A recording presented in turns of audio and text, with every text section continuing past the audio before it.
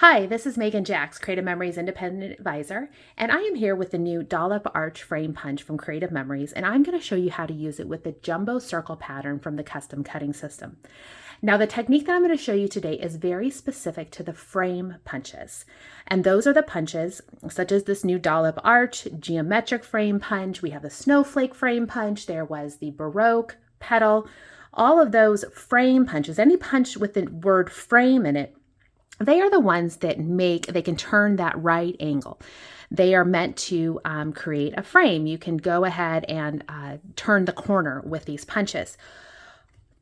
That is in comparison to our regular border punches. And right here I have Wildflower, which is one of the newer border punches from Creative Memories. It is not designed to easily just turn a corner. The big difference between these two frame punches, and the reason that the sizing is very specific to the frame punch versus the regular border punch, is that if we flip these over, the cut width of the pattern on the back is different. For a regular border punch, such as Wildflower, it is just about 2.5 inches. On a frame punch, the cut pattern here is 2 inches. So that's the reason why our spacing is different between the two types of punches. So when we talk about doing stuff with a regular border punch, we use a different blade, we use different sizing measurements.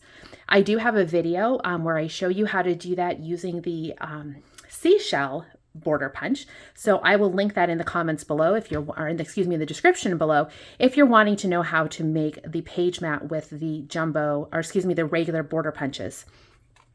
For the frame punch, because we're using a 2-inch cut pattern, we're going to use sizing that is more in tune with the border punches. If we were to look at our border punches, the Border Maker cartridges, the cut pattern here is also 2 inches. And that is why we use the same spacing. We're going to use the blue blade on the outside track of the jumbo circle. And that is the same spacing that we use for the Border Maker cartridges. So we'll go ahead and get started. I am going to be using a piece of paper, of designer paper from the Our Moments collection. And I want to make it so that this front, this pretty berry color is the front of my mat. So I'm going to flip my paper over and I'm going to work from the back side. So I've got my jumbo circle. I'm going to line everything up. And this paper is really pretty, so I don't want to waste any of it. So I'm going to take the time to line things up. And I will get everything centered in the with my template here. And be sure to check out the videos that I have on marking and centering your templates. Makes it a little bit easy. And then I'm going to use the blue blade in the outside track. So go ahead and push in here and circle all the way around.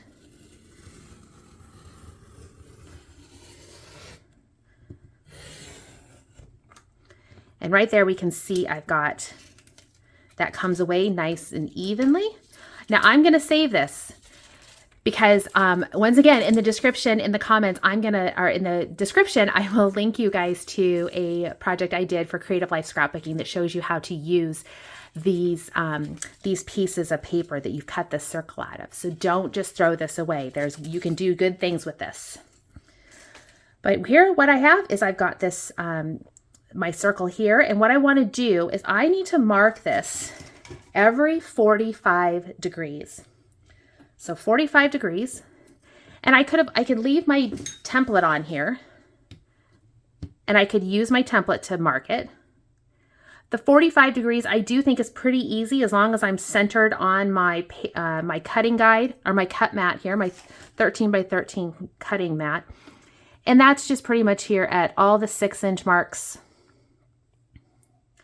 And then I'll be able to see my corner marks here. So 45 degrees. The 45 degree ones are real easy to see. Now, one thing I do want to do here is I am going to use my ruler. I want to extend these lines. For this particular punch, because my center is so far down here, I'm going to go ahead and make sure that I have a good 1.5 inches or so on these lines. And I just feel that's easier to do with a ruler. Come in here and extend those lines. Keep working your way around.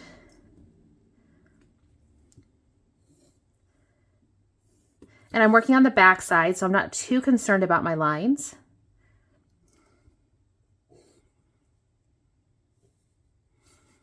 One more set here, and I'm doing this with a pencil, so it might be hard for you to see, but I can see them here. I didn't want to use a darker marker or a Sharpie here like I normally might have because I'm using a designer paper and I don't want anything to bleed through to the other side. So I do have my marks there. They are done every 45 degrees.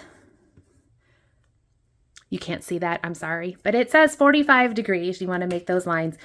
Now, before we punch with this, the overall technique that we're using here with the 45, cut with the blue blade on the outside track, mark at 45 degrees. That is your starting point for the frame punches and the border maker cartridges. Now, every one of these punches is just a little bit different. So always practice, especially if you're using a new punch where you've never tried this technique before, practice on some scrap paper to see if your spacing is right. One of the things I found with this punch, I could not push this all the way in. I cannot push this to the point where my paper comes up here to the top of the punch. That didn't give me the right spacing. The cut is too deep and my interior valleys here were starting to overlap. And of course, I can't make it any bigger because I've already used the largest size of circle that I can make with a custom cutting system. So what I did is I took a Sharpie and I needed to mark. I went down just a little over a 1/4 inch. I would like to be able to show you there is the manufacturing in here. There is a piece of metal in there that's part of the punch itself.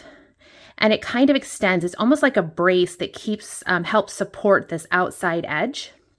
And I went even with that brace or that metal piece right here, if you can see it, and you may not be able to, and I marked it there.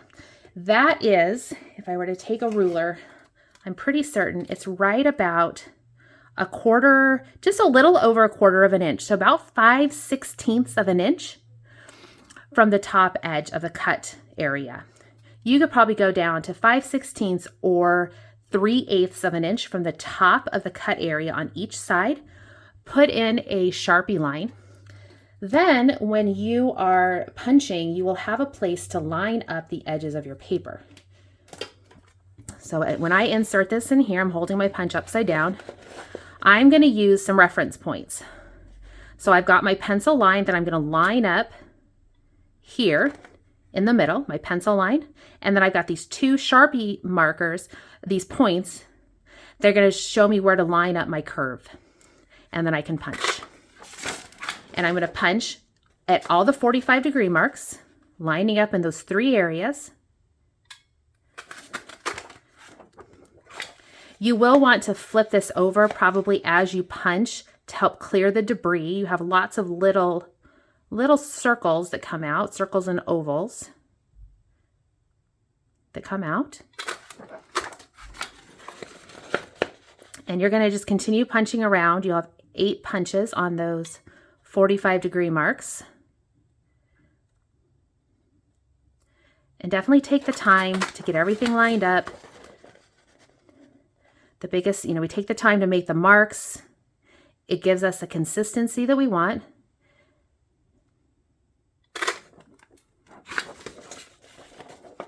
A couple more to make.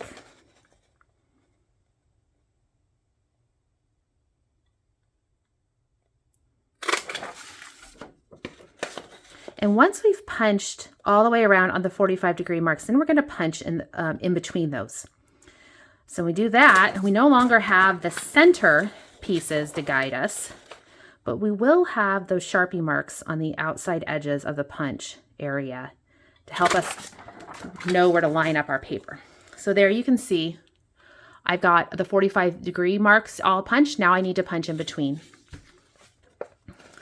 So now when I do this, what I am looking for is I'm going to line up my top curve with my Sharpie marker, my Sharpie lines, and then I am checking the bottom corners to make sure that they're fairly even.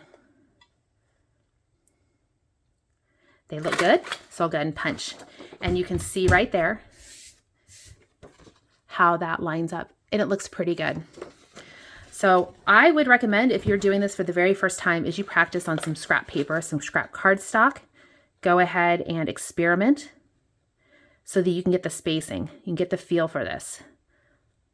I have already practiced on some cardstock, some spare cardstock. So I was pretty confident that I could cut this, this designer paper without any problems.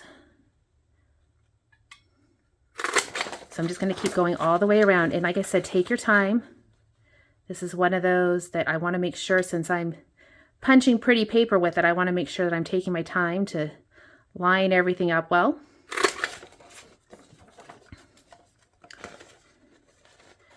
The nice thing about it is, now that I've got my punch marked with those Sharpie lines, I don't have to do that part again. It's the joy of the Sharpie on the metal, is it works really well. And just keep punching all the way around.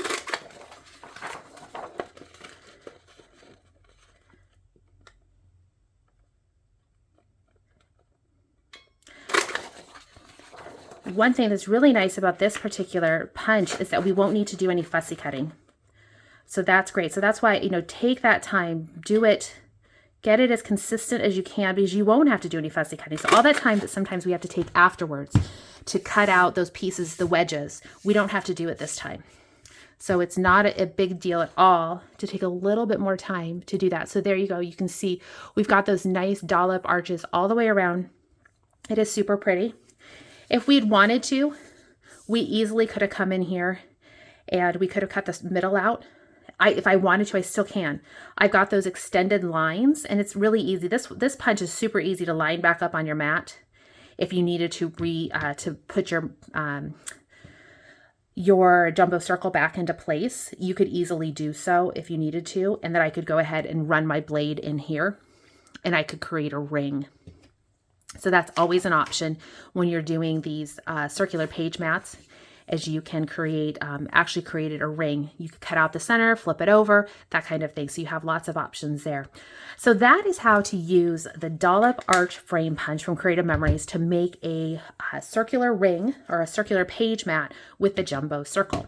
Remember, you're going to use the blue blade on the outside track, mark every 45 degrees. You will need to mark your the Dollop Arch Frame Punch. You'll need to make a mark about around 3/8 of an inch from the top of the cut area, and that's where you're going to line up your arch. So I hope you enjoy the video. Please like and subscribe to my YouTube channel, where I hopefully will continue to share all sorts of techniques on how to use the Creative Memories tools and other fun layout ideas. Thanks for watching.